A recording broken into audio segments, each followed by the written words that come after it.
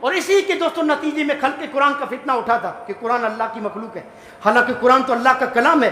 اسی نظریے کی دوستوں ترویج کی تو یہ فتنہ اٹھا کہ خلق قرآن کا جو فتنہ اٹھا تھا، اور مامون ریاستی سطح پر پوری امت کو اس بات کا قائل کروانا چاہتا تھا کہ قرآن اللہ کی مخلوق ہے، اور طاقت کے بل پر پوری امت سے وہ منوا رہا تھا۔ لیکن ایک مرحلے پر پہنچ کر اسے لگا کہ جب تک امام احمد بن حنبل اس عقیدے کو نہیں مانیں گے، اس مسئلے کو نہیں مانیں گے، دوسرے لوگوں سے نہیں منوا سکتا، امت مسلمہ سے نہیں منوا سکتا، اس لیے پہلے امام احمد بن حنبل سے منواؤ۔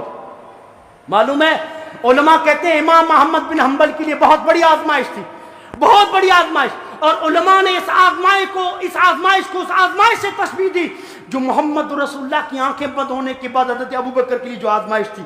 تین بڑے بڑے فتنے محمد رسول اللہ کے بعد جب زمانے میں خلافت کو حضرت ابوبکر نے سنبھالا، ایک طرف مدعیان نبوت کا فتنہ، مانعین زکوٰۃ کا فتنہ، مرتدین کا فتنہ، لوگ مرتد ہو رہے تھے، زکوٰۃ سے انکار کر رہے تھے، ہاں، اور ایک طرف لوگوں نے نبوت کا دعویٰ کر دیا، کچھ لوگوں نے، کتنا بڑا فتنہ تھا۔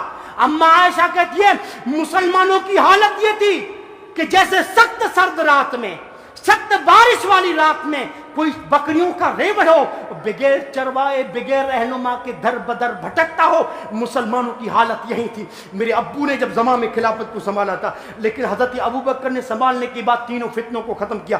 علماء کہتے ہیں جتنا حضرت ابوبکر کے لیے فتنہ تھا بڑا، ویسے ہی فتنہ، جیسا ہی چیلنج، ویسا ہی امتحان امام احمد بن حنبل کے لیے بھی تھا۔ کیوں؟ فلسفے کی روشنی میں کتاب و سنت کو دبانا چاہتا تھا مامون، افکار و نظریات کی روشنی میں کتاب و سنت کو دبایا جا رہا تھا۔ ضرورت تھی کوئی مرد مجاہد اٹھے اور استقامت کا ثبوت دے، کیونکہ مامون طاقت کے بل پر علماء کو بھی منوا رہا تھا۔ بعض علماء توریہ کر کے بچ گئے، یعنی کرہنی صحیح، دل سے نہیں بلکہ زبان سے اقرار کر کے بچ گئے بعض علماء، لیکن امام احمد بن حنبل نے سوچا اگر میں بھی زبان سے اقرار کر کے توریہ کر کے نکل جاتا ہوں، امت تو گمراہ ہو جائے گی، امت کا کیا حال ہوگا، امت گمراہ ہو جائے گی۔ اب کتاب و سنت کے لیے مامون جیسے طوفان اور مامون جیسے بادشاہ سے ٹکرانے کے لیے امام احمد بن حنبل نے استقامت دکھائی۔ کیا ہوا، کیا ہوگا؟ اب امام احمد بن حنبل کی استقامت ہے، مامون کے جلاد ہیں، مامون کی تعزیرات ہیں، مامون کی سزائیں، اس کی سرزنش ہے۔ کوڑے مارے جاتے تھے امام احمد بن حنبل کو، کوڑے مارے جاتے تھے، ہر کوڑے کے بدلے یہی کہتے تھے امام احمد بن حنبل کہ آتونی شیئا من کتاب اللہ و سنت رسولہ حتی اقول ابی، کہ بادشاہ جس عقیدے کو تم مجھے منوانا چاہتا ہے نا، اس عقیدے کے بارے میں لاؤ، کتاب و سنت سے کوئی دلیل پیش کرو، ورنہ کوڑوں کے بل پر تم مجھے نہیں منوا سکتا، نہیں منوا سکتا۔ اللہ اکبر۔ آپ کو معلوم ہے جس نے کوڑے مارے تھے، جس جلاد نے، کتاب و سنت کے لیے کتنی دوستوں سزا برداشت کی۔ وہ جلاد اپنی زندگی کے آخری ایام میں کہا کرتا تھا کہ لوگوں جو کوڑے میں نے امام احمد بن حنبل کو مارے ہیں، اگر کسی ہاتھی کی پیٹھ پر مارتا ہاتھی بھی چیخ اٹھتا، ہاتھی بھی چیخ اٹھتا۔ امام احمد بن حنبل قیامت تک کے لیے امت کے لیے مثال بن کے رہ گئے۔ وقت کا حکمران کو جھکا نہ سکا، لیکن یاد رکھنا جب اللہ کے ولیوں کو ستایا جاتا ہے، اللہ کے ولیوں پر ظلم کیا جاتا ہے، ظلم جب حد سے بڑھتا ہے تو اللہ کی پکڑ ضرور آتی ہے۔ مامون جب دبا نہ سکا، بدعقیدگی کو منوا نہ سکا، وہ ترسوس میں تھا، ترسوس میں مامون، اور اپنے سپاہیوں سے کہتا ہے جاؤ امام احمد بن حنبل کو ہتھکڑیاں پہنا کر ترسوس میں لاؤ، آخری وار کر دیتا ہوں، فائنل کوئی سزا دے دیتا ہوں، مجھے معلوم ہے کہ وہ مانے گا نہیں اس مسئلے کو۔ اللہ اکبر۔ کتاب و سنت کے لیے کس قدر سزا کو برداشت کیا، اور ایک بادشاہ نہیں، تین بادشاہوں نے مارا تھا امام احمد بن حنبل کو۔ کیوں؟ انہوں نے کتاب و سنت کی حکمرانی کو زمین پر باقی رکھنے کے لیے یہ ساری سزاؤں کو برداشت کیا ہے۔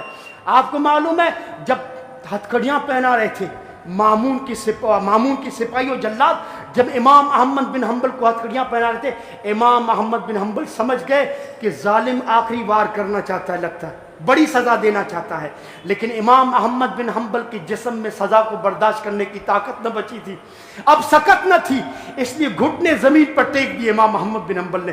جب سپاہی ہتھیار پہنا رہے، ہتھکڑی پہنا رہے تھے، اپنے گھٹنے زمین پر ٹکا دیے، گھٹنے زمین پر لگا دیے، اور آسمان کی طرف نگاہ اٹھا کے بد دعا کرتے امام احمد بن حنبل مامون کے لیے، آسمان کی طرف نگاہ اٹھا کے کہتے ہیں آنکھوں میں آنسو لا کے کہ سیدی ان حلمک تغر هذا الفاجر حتی تجبر علی اولیائک فاکفنی معونتہ، اے اللہ تیری رحمت نے، تیرے حلم نے، تیری بردباری نے اس ظالم کو دھوکے میں ڈال کے رکھا ہے. حتی تجبر علی اولیائک، اے اللہ تیرے نیک بندوں کو بہت ستا رہا ہے، یہ بہت ظلم کر رہا ہے. اے اللہ اس کا ظلم حد سے بڑھ چکا ہے. فکفنی معونتہ، اے اللہ مامون کے مقابلے میں تو میرے لیے کافی ہو جا. اے اللہ اب اس کی سزا سے تو مجھے بچا لے. اے بعض حافظ ابن کثیر کہتے ہیں تاریخی روایتوں میں یہاں تک آتا ہے کہ امام محمد بن حنبل نے کہا اے اللہ ترسوس پہنچوں تو جو مجھے مامون کی شکل نہ دکھانا، مامون کو موت دے دے، مامون کو موت دے دے. اللہ اکبر.